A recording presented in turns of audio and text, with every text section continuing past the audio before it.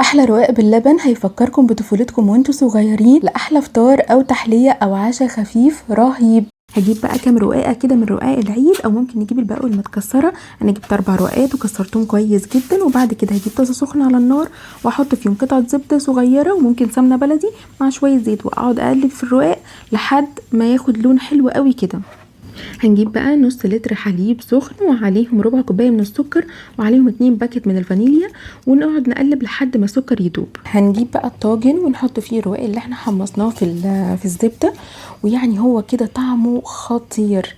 هنحط عليه بقى الحليب السخن، وبعدين نحط عليه معلقتين 3 من قشطه البلدي اللي هي قشطه وش الحليب، وعليها رشه سكر صغيره بتدي كرمله حلوه ولون حلو قوي. وهنغطي بقى الطاجن ونستنى شويه لحد ما الرق يطرى ويشرب من الحليب. هدخلها تحت الشوايه، هتاخد دقيقتين 3 وتطلع بالجمال ده. شايفين؟ لازم الرقاق يبقى عايم كده في الحليب، ولو الرقاق شرب الحليب قبل ما ندخله تحت الشوايه لازم نزود له شويه عشان كده بيبقى طعمه احلى بكتير. هنحطه بقى في طبق التقديم، وكلوا بقى واستمتعوا باحلى رقاق باللبن هتاكلوه في حياتكم بجد، مش هتبطلوا اكل فيه لحد ما الطاجن كله يخلص. ولو عاوزين تحطوا مكسرات حطوا، بس انا مش هحط، انا هاكله كده زي ما كنا بناكله زمان وبالف هنا. وما تنسونيش، انا منى الموان، وباي باي.